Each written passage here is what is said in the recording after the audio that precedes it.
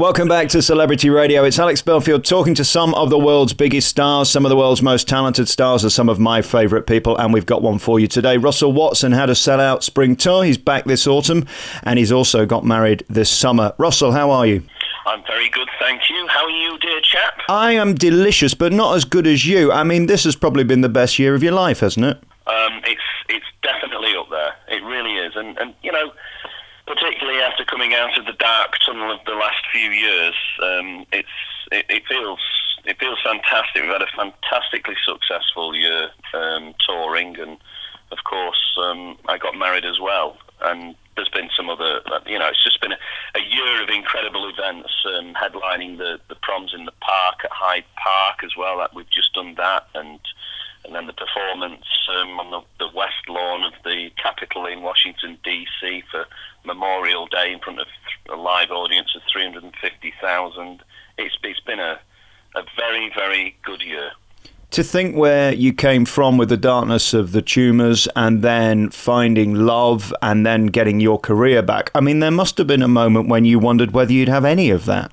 Yeah, lots of moments where I wondered whether I'd have any of that. And, you know, the thing is, as an artist, we're first of all quite volatile characters usually, and also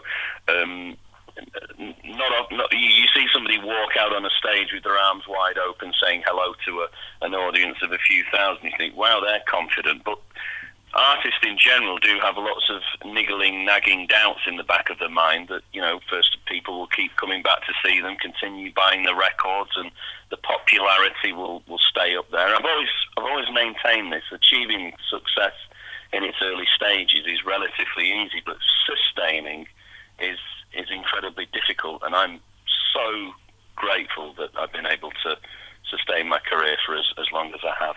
What I love about you is that you have an amazing talent and you don't get involved in shenanigans like jungles or Big Brother houses or any of that. You make your talent sing the loudest, don't you? I'm a singer, and I believe, I mean, some might not agree, not everyone agrees, but I'm a singer, and that's what I do best.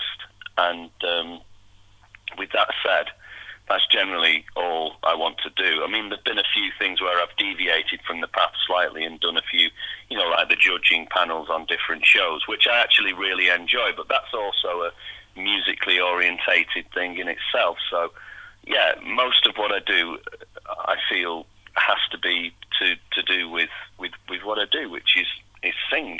Not that I'm knocking anybody who doesn't, you know, wants to go into the jungle or whatever else. But yeah, for me, it is all about the singing. ITV just called. They've got an opening to eat a kangaroo's anus in November. Are you available? Oh, well, with that said, yes, I am now. I love kangaroo anus. On that note, let's move on from that and get back to you. Let's start at the beginning of the year. I mean, the spring tour was a huge success, and it was the smallest production you've ever done, and arguably the most successful, because we got Russell at your most authentic. It was amazing. I'd say not arguably. It has been the most successful tour that I've done. I mean, and that includes, at the start of the year, we didn't have aspirations to go this far. We've added another 30 concerts to the tour at the end, towards the end of this year. But the makeup of the show, the fabric of the show is as you say, it's a much more condensed version of what I normally do. And we've been visiting smaller theatres, but we've been packing them, and in a lot of cases we've been doing second and third nights at venues, and the audiences have been loving the intimacy and that, as we call the show, up close and personal, that up close and personal feel that we've been delivering. And as I say, you know, the orchestra condensed down in size to a much smaller setup. That means that the voice can be heard, you know, over the top of everything very, very clearly. And there's an instance I'll give you, like Ed, who's my musical director, and there's a section in it where he moves from piano and sets up his accordion to play one of the Neapolitan arias, and it takes him about a minute, and during that minute I'll say to the anybody got any questions, and the audience will just start randomly throwing questions at me from the auditorium, and it's just great. It's got a real relaxed, easygoing, easy-flowing feel to it. And also, it seems to be you at your most relaxed. I've never seen you feel or look more comfortable. I wonder whether that's because you're doing this because you want to do it, not because you have to do it and it's a book tour that's getting on your nerves.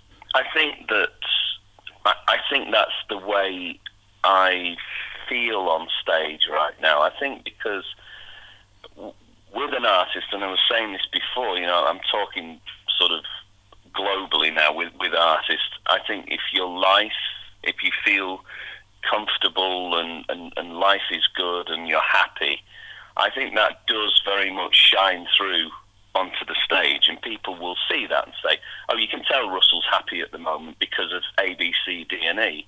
And during the time, for instance, where, that we've broached on with the illness, and I wasn't happy, and that does transcend onto the stage. It comes with you like suitcases on a holiday, and you can't just drop them off at the side. I know you can. I know that you try to mentally. You have to leave everything when you walk onto a stage, but some of it ends up coming with you.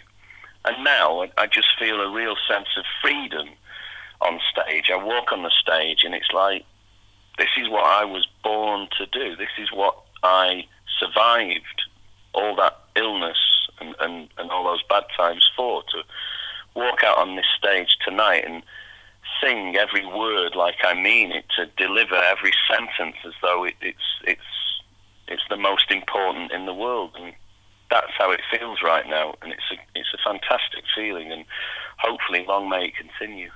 Indeed. You're back on tour then this autumn. You're doing a ton of dates, which is fantastic. I know last Christmas you did those cathedrals as well. That was another magic moment where people got to see you again up close and doing these beautiful Christmas songs.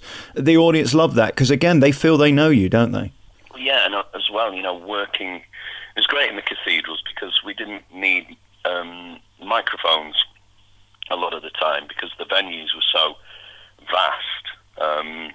It was a great experience to just work, with the organist and one of the, the local choirs that we were using, and let the voice just open up in these, absolutely, some of them incredible infrastructures. I was fortunate enough to play in some of the most beautiful cathedrals in the United Kingdom, Durham and Norwich and all the likes of that, Blackburn. It was a great experience, and that time of year as well, around the Christmas period, it was all quite spiritual. We were doing a lot of the sacred arias, and it was a great success, and that's what gave me the idea for doing the up close and personal tour, where we scaled down the orchestra and did a more intimate feeling tour, so the audience really feels that connection. It's like, when I walked out on the stage the other weekend at the Proms, and there was nearly 50,000 people rammed into Hyde Park. And it's the best feeling in the world, to sing something like Volare, Volare, and you hear 50,000 people going, whoa, it's incredible. And I've still got that relaxed feel and easygoing feel on the stage, but the noise and the ambience and the feel is just, it's unbelievable, but it's completely different to the feel of, say, a venue that has 800 or 900 in, where you can virtually see nearly every single face and their reactions and hear comments coming from the audience. That's a different feel, and I love that. When you performed in the cathedrals, no microphone, is it hard competing with a large organ? How does that feel? It depends on how large the organ is, to be fair. Yes, get them to turn it down. Yeah, some of them have much larger organs than others, as I'm sure you're aware. Well, I googled that once, and it is true, apparently, yes. For instance, there's one in Liverpool Cathedral or the one that we worked with, was absolutely massive. It was the size of a block of flats, but it didn't come over that loud, actually. It didn't make as much noise as, say, for instance, the one in Norwich, which was much smaller. Which proves, it's... Size doesn't matter. Yes. the size of the organ, it's what you do with it. And that brings us beautifully to finding love. I wonder whether after all that went on, you ever thought you'd find true love again, because in your game, it's not easy to meet people who are sincere and genuine and actually want you for you, because when you're a megastar who's got a few quid in the bank, there's a lot of temptation, isn't there? Yeah, that's very true. And if I'm being absolutely honest, I was on my own for, single for 4 or 5 years, and I didn't want to. I didn't want a long-term partner. I didn't want to make a commitment to anybody at that time. And as well as that, I was very ill, and my mindset wasn't right. I wasn't in the right frame of mind to sustain a relationship at that point, not least of all because of what I've been through, but also because of the hormonal imbalances that I was suffering as a result of the illness that I had. And I just wouldn't have been a good person to have a relationship with at that time. So, of course, when I started coming through and out the other end of the tunnel, and I eventually met Louise, I have to be honest, yes, there was a certain amount of skepticism in the original stages, but as our relationship progressed and we got to know one another, I saw a person that was really grounded, really down to earth, incredibly supportive of me, not in the least bit financially motivated or money orientated. In fact, quite the opposite. I've never seen a human being have so much love and affection for animals and living things than Louise. And as a result of that, from living in my home, which is quite a big place, which was basically a big empty 5-bedroom detached house, which is now a house full of life and animals.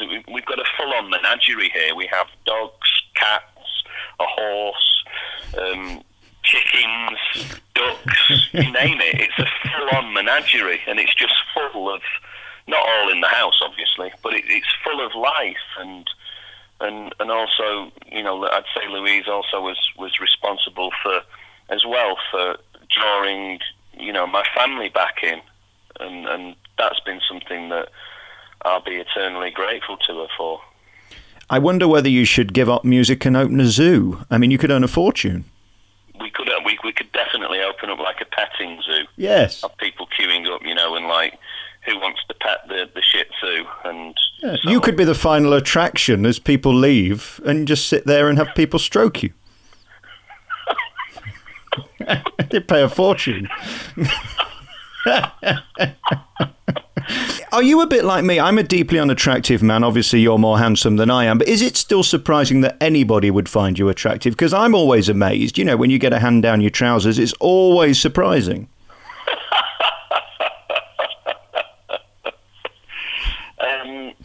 Not really, no.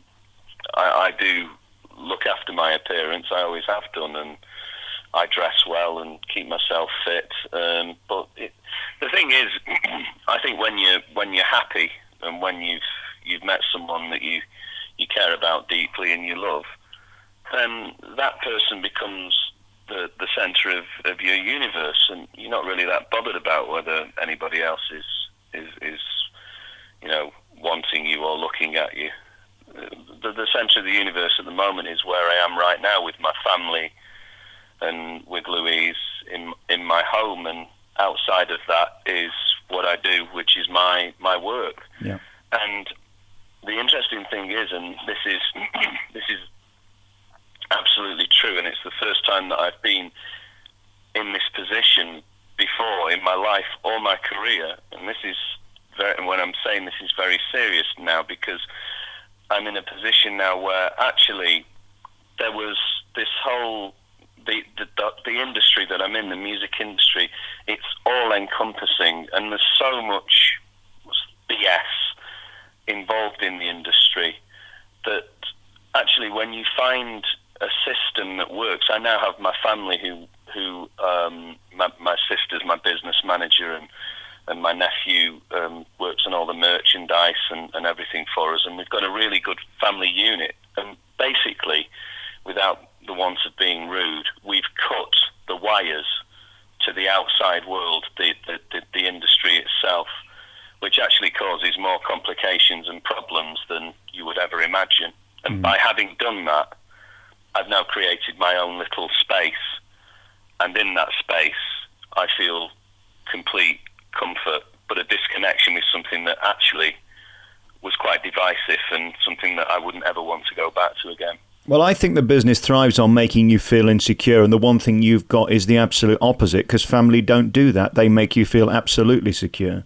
It's the best thing that I ever did. And the proof is absolutely in the pudding, and what we've done this year has surpassed anything that I've ever done with anybody that's been involved with the industry. And then to find yourself in Spain at the wedding and all the loved ones around you, it was a closed wedding, so there was no nonsense or shenanigans from the press or any of that business. How was that day? Describe how it felt. It was incredible, because you always, beforehand, you imagine in your own mind how certain moments of your life, particularly the important ones, the most poignant moments of your life.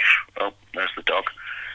See, I told you, it's a menagerie. The proof is in the eating of the pudding. Could you tell him if he wants to come on my radio show, he'll have to call in himself? We can't have people sort of jumping and hijacking the airwaves, you know what I mean? Can you ask permission next time? Sign a release. It's nodding its head. Sorry, what did you ask me again? Yeah, your day and how beautiful it was. It was incredible, and beforehand I'd had this vision of how I thought it was going to be, and it wasn't anything like that. It was so much better, and again, you always perceive that there's going to be little hiccups and bits and bobs and issues, and there wasn't. It just ran so perfectly and so smoothly, and every element of it was incredible. Waiting at the church for Louise, and she was nearly 50 minutes late, and everybody was like stood going, oh, she's 50 minutes late. Oh, you worried? I went, Louise was born 50 minutes late. If she wasn't 50 minutes late, I would be worried. Yeah. I would be worried if she wasn't late. What was her excuse, though? I mean, on one day when you're getting married in that beautiful frock, you'd think that she'd have got up 50 minutes earlier. There's never an excuse. She doesn't need an excuse. She's Louise. She just turns up, and she's always late. And that's one of the things I love about her, is that she. And the other thing is that it's like a disease lateness. So I always like to be quite punctual and on time, but I find myself when I'm with Louise getting drawn into her world, and then I end up being late with her. But the day was perfect, and when she walked down the aisle for the first time, it was incredibly emotional. But the service was beautiful. My sister did a little speech, and Louise's mother did, and we all sang. We did the hymn we sang in the church was All Things Bright and Beautiful, and it was a very stereotypical gathering of the family where everybody starts off, the organist starts playing, and you can hear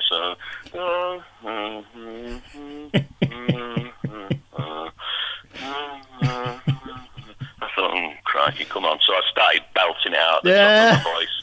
And by the time we finished, it was like a football anthem, and everybody was proudly singing along. And at the end, it was great, because at the end of the song, everybody just cheered and clapped. It was fantastic. Oh, lovely. You can't help showing off, can you, Russell? This isn't all about you. Don't pull focus on the wedding day. I've said this before. The thing is, when you're a singer, it's not like if you're a famous footballer, you go out somewhere, you're in a restaurant or wherever it might be. Somebody's not going to be sat at a table and throw you a football and say, go on, do us a few juggling tricks. But when you're a singer, everywhere you go, come on, Russ, give us a song, mate. And I wonder for you, because you're a very humble man, whether actually that's a natural thing for you to be part of, because you don't like being the centre of attention when you're not on stage, do you? I mean, is that slightly awkward, or did you just embrace the day for what it was? Oh, no, the day was different, because I was with my family and friends and the people that matter to me most in the world. Yeah. So that's a different thing altogether. It was a lovely day, and I totally bought into it. When after we got married, we went back to the villa for. It's not the football team, by the way. We went back to the villa for canapes and everything, and we were there for a while, and then we drove on to the reception, and Louise and I were late, so everybody was there waiting for us, and I remember we walked down. It was in this beautiful restaurant in Mijas, and it was on the coast, so you could see the ocean glistening in the background. And we walked down these sweeping stone steps into like the restaurant, where you can see, like there's like these grapevines hanging down, and all the family and closest friends were there. And it was like this little mariachi band, 4-piece guitar band. And as I was walking down the stairs, they were playing Granada. So. It was only right that I started singing, and it was just brilliant. It was like a scene from one of those old 1950s Hollywood movies, impromptu singing at every given opportunity. You can't help yourself, can you? No. And I guess for you, there's 3 women in your life. Did you ask permission from the other 2, your daughters, who are everything to you, that this was okay, because their happiness is your happiness, isn't it? Well, that's been, with things like that, it's an organic process. So my eldest daughter lives with me. She's been with us for 3 or 4 years now. My youngest daughter is with us for, probably 50% of the week. So it's something that you don't really need to ask. Yeah. I did ask her father. How nervous were you? He might say, no, thank you. We want a slightly better opera singer. Well, you never know.